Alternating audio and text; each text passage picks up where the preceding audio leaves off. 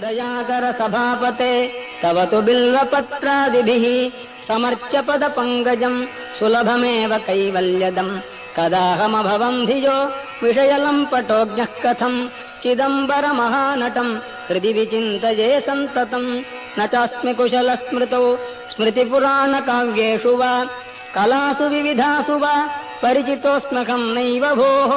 कथम् नु मयि भूभुजाम् भवतु हर्षपूरस्वतः चिदम्बरमहानटम् हृदि विचिन्तये त्वामहम् नटेशसुरपूजितम् तव तु कुञ्चिताङ्घ्रिम् जनाः विचिन्त्य सकलेप्सितम् समुपयन्ति भक्ता न किम् कथम् नु विषयोन्मुखः शिवकपर्दिनम् सन्ततम् चिदम्बरमहानटम् हृदि विचिन्तये त्वामहम् सदा शिव भवान् स्मृतः क्षणिकतोऽपि सर्वार्तिः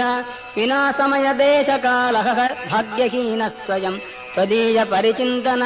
रहित नष्टजन्मा सदा चिदम्बरमहानटम् हृदि विचिन्तये त्वामहम् त्वमेव जनको मम त्वमसि मे प्रसूरुन्मनाः त्वमेव सुहृदुत्तमः त्वमसि सूनुरादादयः भवन्तमगजाधिप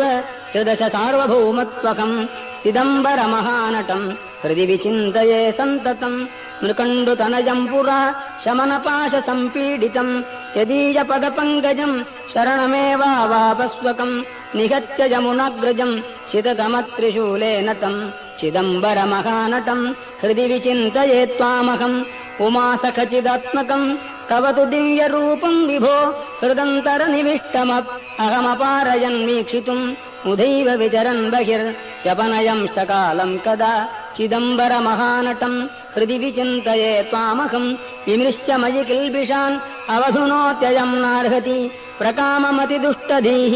मम पदाब्जयोः संसृजम् इति क्षिपसि चेत्प्रभो कमुपयामि भीतस्त्वतः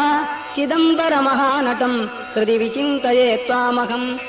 जनाः कतिकतित्रिगो सकलवेदसारात्मकम् पुरातनजनः कृते सुकृतवञ्चयैस्त्वाम् किल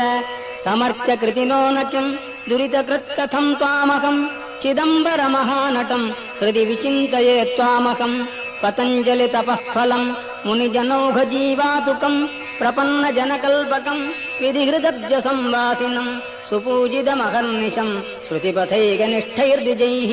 चिदम्बरमहानटम् हृदि विचिन्तये त्वामकम् डमरुकमृगरोचेष्केशरोचिष्णुपाणिः दरहसितविरजन् मञ्जुळास्याम्बुजश्रीः दयाकर सभापते तव तु बिल्वपत्रादिभिः समर्च्य पदपङ्कजम् सुलभमेव कैवल्यदम् कदाहमभवम् धियो विषयलम्पटोऽज्ञः कथम् चिदम्बरमहानटम् हृदि विचिन्तये सन्ततम् न चास्मि कुशलस्मृतौ स्मृतिपुराणकाव्येषु वा कलासु विविधासु वा परिचितोऽस्म्यहम् नैव भोः कथम् नु मयि भूभुजाम् भवतु हर्षपूरस्वतः।